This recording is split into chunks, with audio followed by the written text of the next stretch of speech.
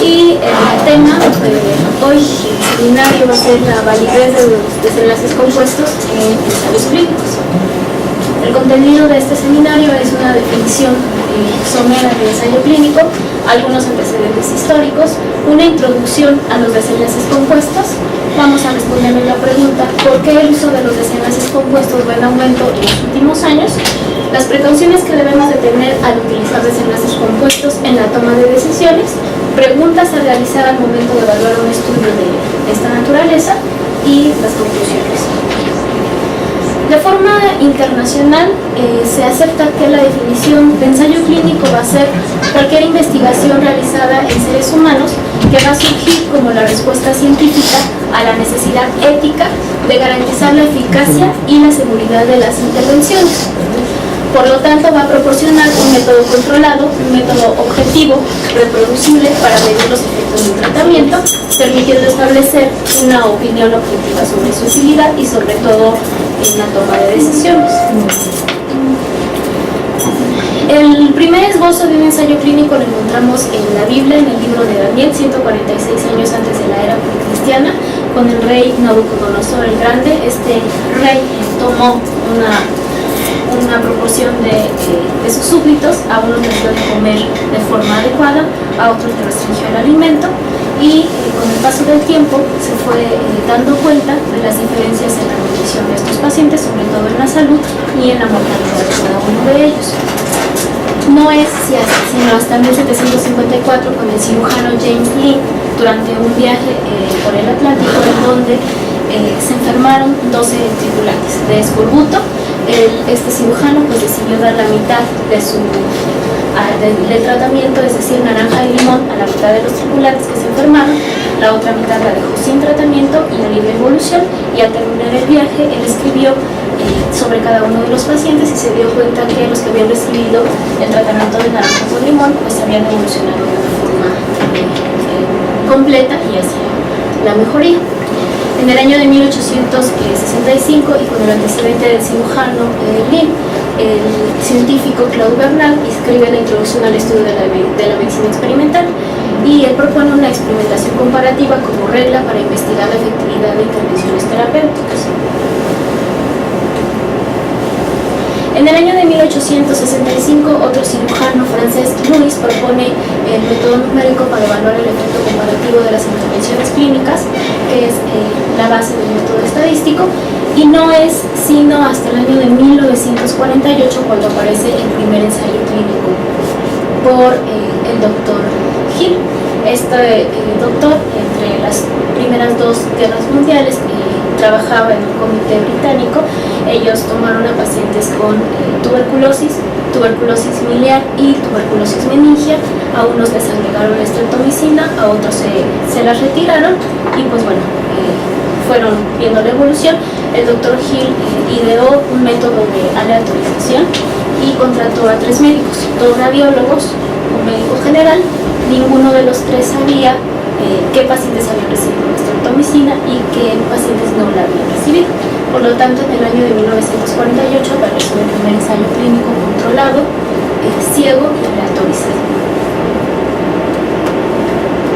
A partir de 1948 aparecieron una serie de publicaciones muy grandes y muchísimos estudios para tratar de mejorar la forma en que se llevarían a cabo los ensayos clínicos, y esto es hasta nuestra época, en donde tenemos que la publicación de un ensayo clínico controlado debe permitir al lector de manera clara por qué el estudio fue llevado a cabo y cómo fue conducido y analizado.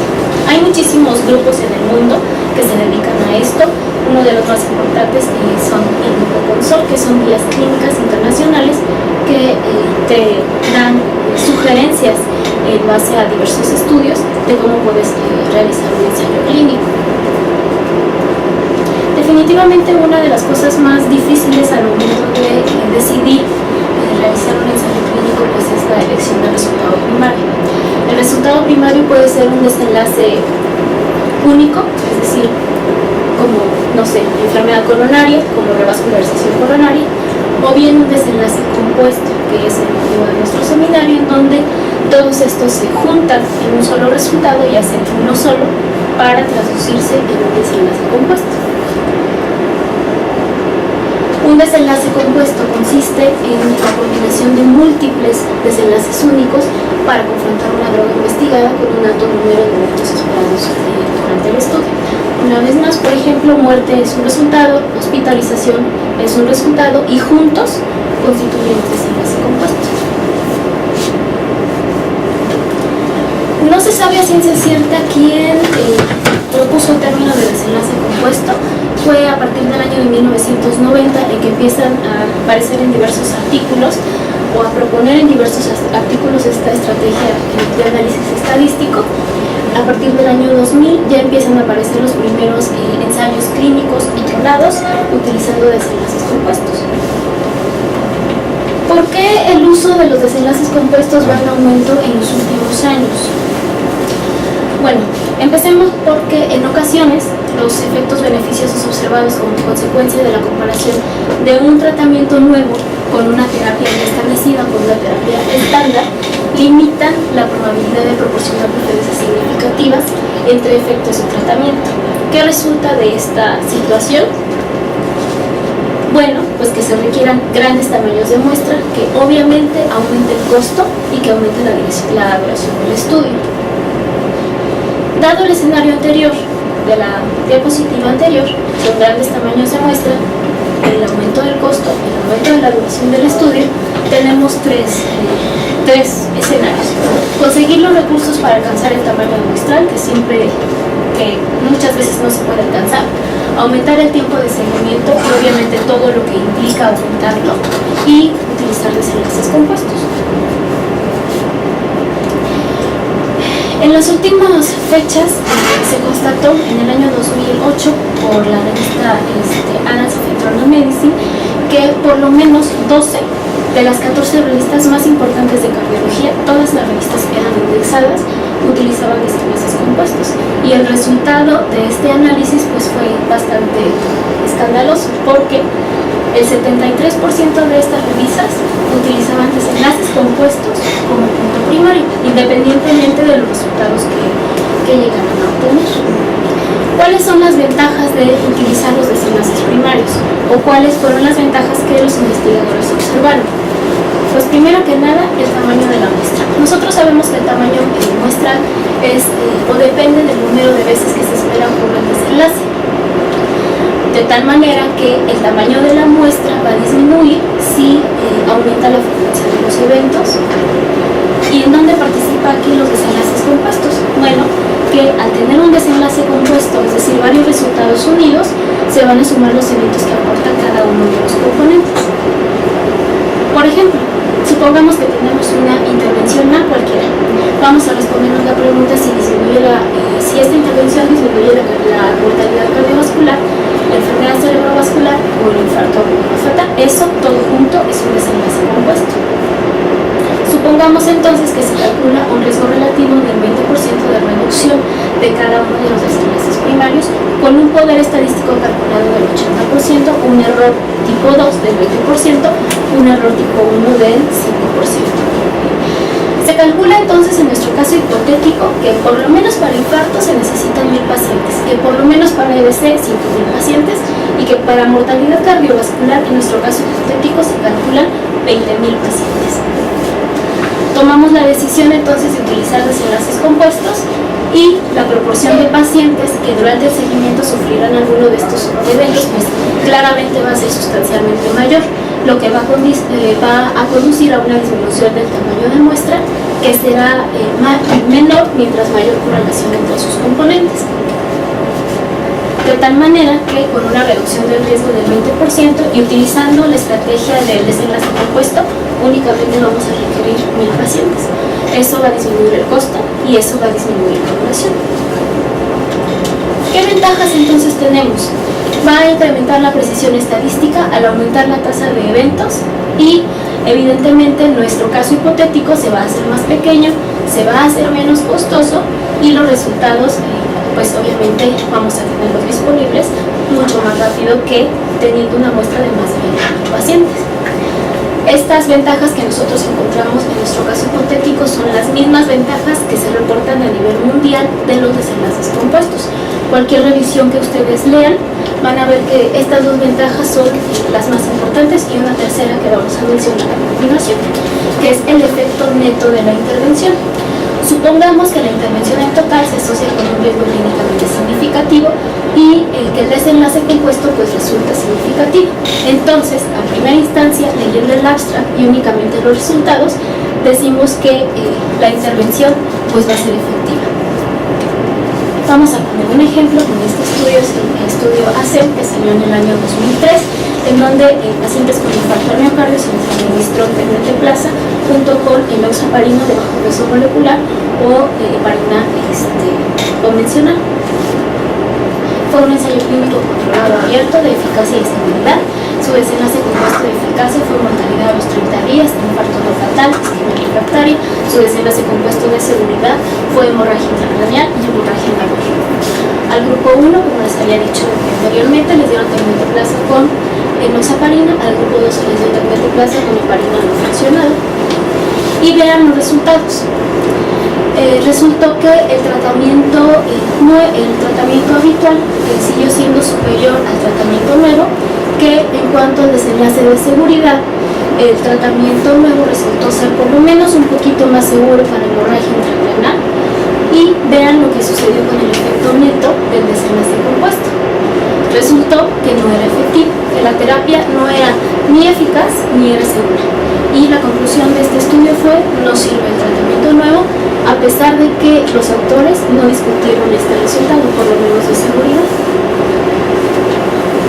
¿Qué precauciones debemos tener al utilizar desenlaces compuestos en la toma de decisiones? Bueno, primero que nada es que se requiere que todos los componentes de un desenlace compuesto sean analizados de forma separada, y se deberá estar siempre alerta para observar si los efectos del tratamiento afectan a todos los componentes o solamente a un único desenlace. En la literatura biomédica se reporta que no siempre el componente individual seleccionado de un desenlace compuesto es clínicamente significativo. De hecho, este es el escenario más frecuente de un estudio con un desenlace compuesto. Desenlaces menos importantes constituyen muchas veces la mayoría de los eventos. Tanto tener esto como tener lo siguiente, pues eso induce a error en el estudio, a error de interpretación del lector y del investigador. Vamos a presentar dos estudios en donde analizaron diversos desenlaces compuestos. Hay muchísimos estudios en la literatura mundial.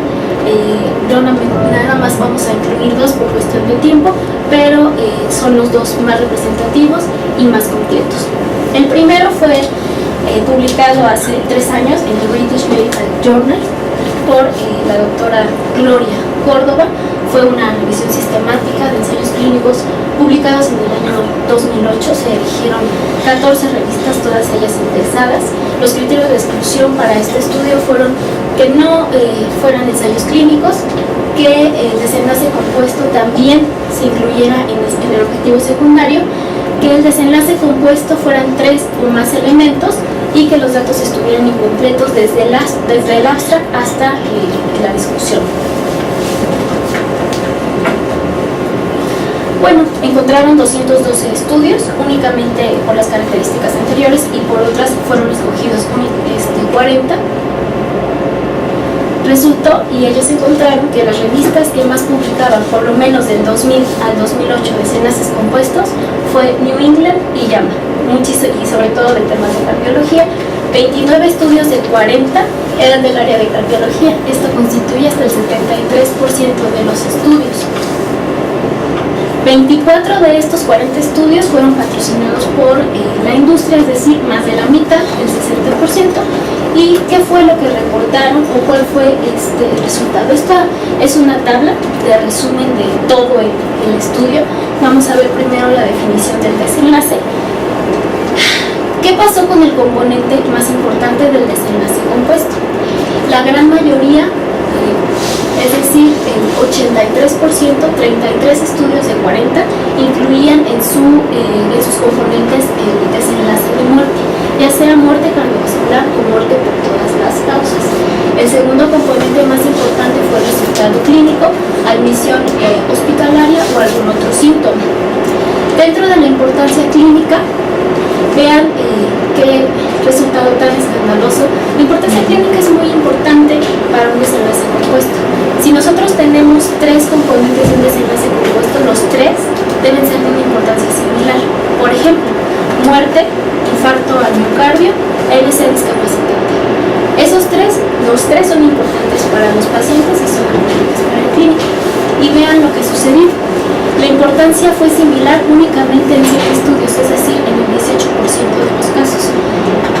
Podría ser similar, esto fue obviamente subjetivo por la doctora Córdoba, en 5 casos, es decir, en el 13%, y definitivamente no tenía nada que ver de importancia en la gran mayoría de los casos. 28 estudios del 70%. ¿Qué pasó con la discusión del autor o del resultado? 33 estudios y el 83% el autor no discutía del desenlace compuesto. A pesar de que la gran mayoría era no similar, el autor no puso nada acerca de este desenlace, únicamente un estudio, es decir, el 3% tuvo una explicación justificada y obvia de por qué utilizó un desenlace compuesto, y nada más de los 40 estudios, 6 reconocieron que a pesar de que habían tenido un resultado positivo, tenían problemas porque sus resultados pues habían sido dentro del espectro de un desenlace compuesto. Al momento de reportar el desenlace compuesto, la concordancia entre el resumen, los métodos y finalmente los resultados fueron en la mitad de estos estudios, 27 estudios, un componente inconsistente, inconsistencia mayor, es decir que por alguna razón durante los estudios se sumó un componente o se borró alguno de ellos. Fue en 5 casos del 13%, una inconsistencia menor, es decir, cambios de redacción ambigua, en 8 casos el 20%.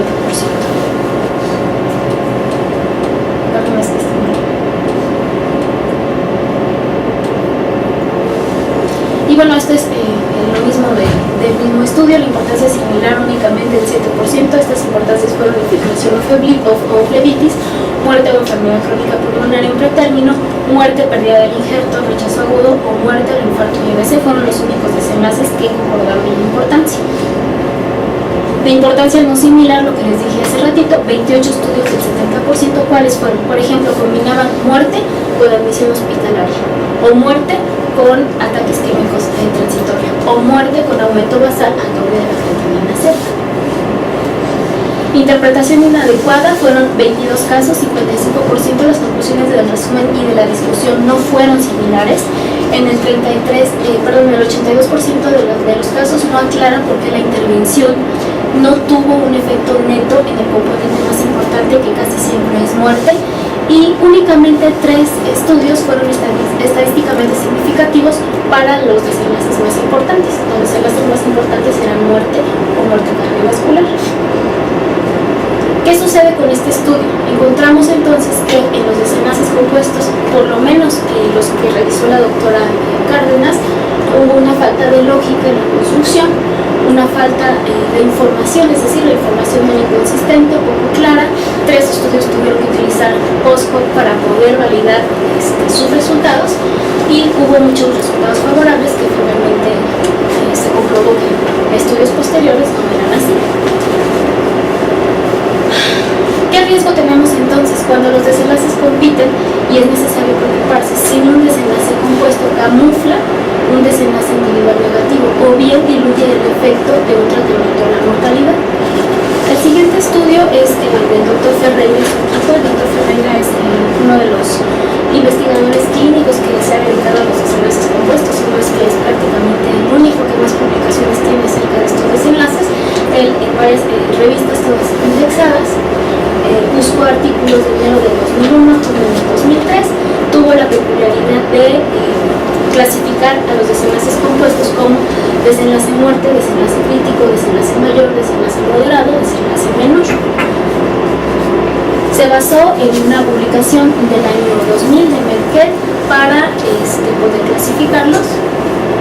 Nada más nosotros vamos a enfocarnos en los primeros 2, que son los más importantes: muerte, y muerte incluía todas las causas, o no definida, muerte cardíaca no definida de otra manera, muerte cardíaca por enfermedad coronaria no definida de otra manera y otros eventos fatales, y el desenlace crítico, un infarto agudo al miocardio fatal, paro cardíaco, disección o ruptura de aneurisma y otro punto final crítico. Obviamente, y para la importancia, el doctor Ferreira lo que hizo fue hacer un gradiente y la importancia se eligió uno de los componentes del desenlace compuesto, el de mayor presentación al control. El gradiente de importancia grande, moderado y menor. El grande incluía muerte más algún desenlace crítico, moderado, muerte o desenlace crítico sin ninguno de la categoría menor, y el de menor ninguna de las dos primeras categorías. Fueron 114 estudios y fueron resultados muy similares a los de la doctora Córdoba. ¿Qué fue lo que encontró? Bueno, que el 69% de los estudios con desenlaces compuestos era patrocinado por la industria, que 41% utilizó para sus resultados más de un desenlace compuesto, el 39% utilizó 3, el 34% utilizó 2, que el desenlace compuesto más importante y el que incluía prácticamente todos los estudios fue mortalidad, y resultó que los eventos de menor importancia resultaron ser pues, los más frecuentes, y esto, como habíamos dicho anteriormente, induce a un error en la interpretación tanto de los investigadores como del mismo lector. ¿Qué gradiente de importancia obtuvo? Un gradiente de importancia grande, es decir, el más importante de todos los estudios, únicamente fue el 10%. Fue un porcentaje bastante poco aceptable para toda la cantidad de estudios que realizó. El 14% de los estudios, por lo tanto, tenía interpretaciones adecuadas. El 75% de los casos, el efecto de la intervención fue no similar, y hasta en el 57% de los casos, como en el caso de la doctora Córdoba, la importancia no fue similar. Vamos a poner un ejemplo acerca de uno de los estudios que realizó el doctor Ferreira. Este es un estudio en donde se administró ibersaltán a pacientes con nefropatía diabética, y lo que nos intentaban, bueno, era un ensayo clínico controlado, doble ciego, placebo controlado, de intención a tratar, donde el objetivo de la TEA fue tener 135-85, y donde los desenlaces compuestos primarios fue falla renal, que ellos lo describieron como aumento del doble de creatinina respecto al basal, necesidad de diálisis, creatinina mayor de 6 o mortalidad por todas las causas. Y dentro de los puntos secundarios, muerte cardiovascular, infarto agudo miocardio fatal, hospitalización por falla cardíaca y EBC con déficit neurológico. ¿Qué sucedió con los resultados de este estudio? Bueno, pues si bien en la primera parte resultó que ibersaltán contra placebo pues fue mayor, amlodipino contra placebo no hubo diferencia, y para ibersaltán contra amlodipino sí hubo diferencia. ¿Esto qué quiere decir? Que entonces ibersaltán afecta al desenlace compuesto, es decir, al desenlace primario. Pero cuando los autores vieron que o desplegaron cada uno de los resultados, se dieron cuenta que el desenlace más importante, que es el desenlace de muerte, no tenía ningún impacto. Ellos aclararon inclusive en el abstract y durante todo el estudio que su desenlace objetivo o su desenlace más importante era muerte. Y al analizarlo por separado del desenlace compuesto, resultó que esto no era significativo. A pesar de este resultado, si ustedes leen este estudio, en las conclusiones los autores dicen que sí, que el ibersaltán disminuye la muerte por cualquier causa, porque el desenlace compuesto resultó positivo, a pesar de que el resultado por separado fue totalmente negativo. Entonces, cuando el gradiente de importancia para el paciente es grande y por ende los eventos más importantes son frecuentes y además se muestran efectos de tratamiento insignificantes, el uso de desenlaces compuestos puede inducir a un error muy importante, que es el error de la interpretación, tanto para los lectores como para el investigador. Por lo tanto, lo que tenemos que hacer es reportar datos completos para estimación adecuada, así como restricción para desenlaces de importancia, y en el contexto en el cual ellos participan, que los más importantes contribuirán con una gran proporción de eventos en su estudio. ¿Qué precauciones tenemos que tener? Bien, que la importancia de los distintos componentes sea similar, que fue lo que expliqué hace un momento. Hasta en el 54% de los casos no es así, inclusive hasta más. tenemos que fijarnos que los componentes ocurren con una igual frecuencia. Esto suele inducir error porque como el componente de mortalidad es el que más se usa, se mezcla con otros que a lo mejor no son tan frecuentes y eso induce a un error en la interpretación. Y que los componentes tengan el mismo efecto en la teoría y en la práctica. Vamos a poner dos estudios muy rápidos acerca de las precauciones que debemos de tener. El estudio HOP fue un estudio en donde se administró Ramipril en pacientes con riesgo cardiovascular. Fueron 9.297 pacientes con factores de riesgo cardiovascular. Su desenlace compuesto fue infarto al miocardio, EBC discapacitante y muerte cardiovascular. El estudio DREAM fue un estudio de 5.269 pacientes sin enfermedad cardíaca documentada e intolerancia a la glucosa. A estos pacientes ya sea se les administraba rosiglitazona o se les administraba placebo y su desenlace compuesto fue diabetes o muerte. Los componentes entonces de estos estudios son de igual importancia, pues resultó que no. Para el estudio HOP era de igual importancia tener muerte cardiovascular, EBC discapacitante o infarto agudo al miocardio, pero para el estudio DREAM sus desenlaces no tenían el mismo gradiente de importancia. Uno era diabetes mellitus y otro era muerte. Los componentes del desenlace compuesto ocurren con la misma frecuencia, pues resultó que para el estudio HOP la presentación de los componentes de los tres era de 10 a 12.3%.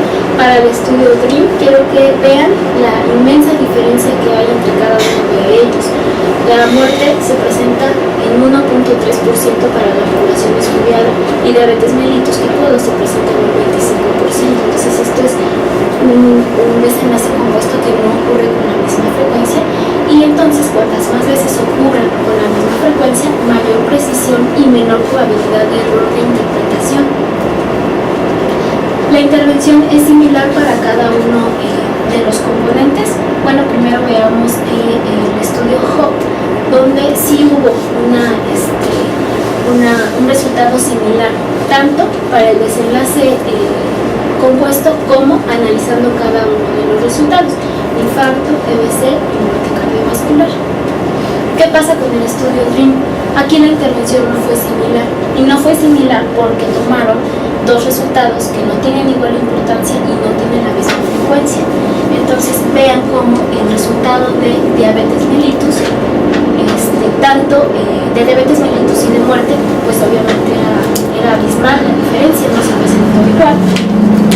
Aún así, la conclusión de los autores fue que la administración de rosiglitazona, 8 miligramos por día, reduce en un 60% el riesgo de desarrollar diabetes o morir.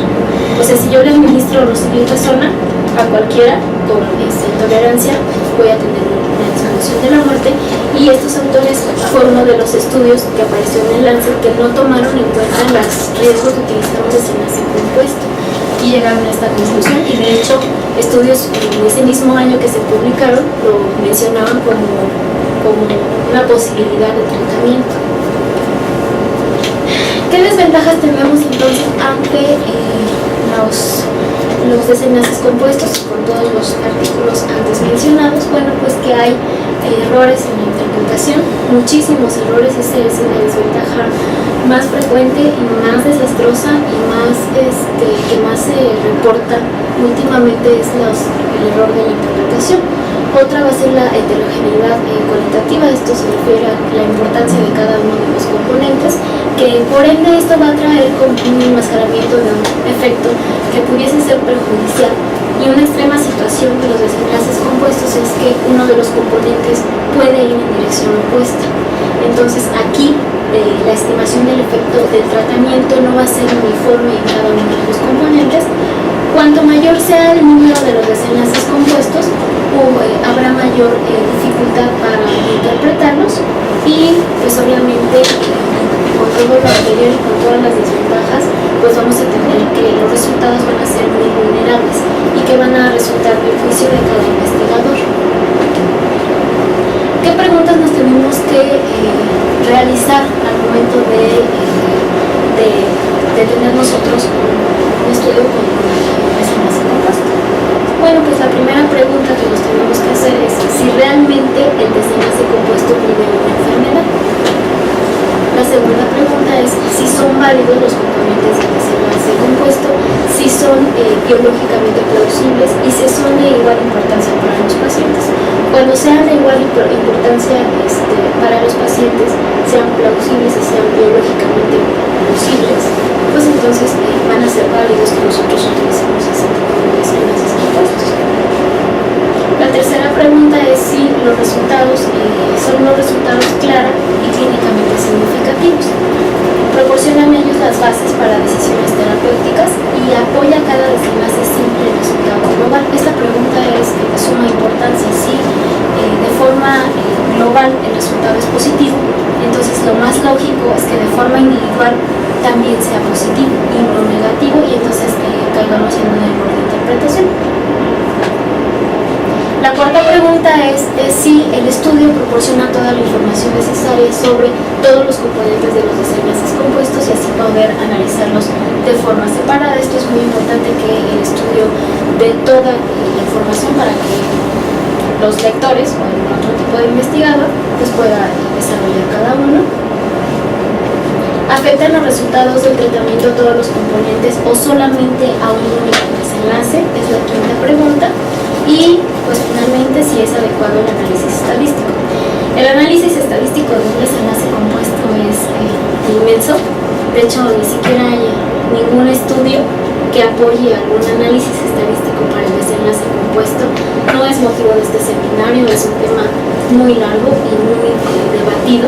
Entonces, finalmente, si nosotros tenemos un desenlace compuesto con todas las características anteriores, pues también podemos inducir a un error la forma de análisis estadístico de los autores.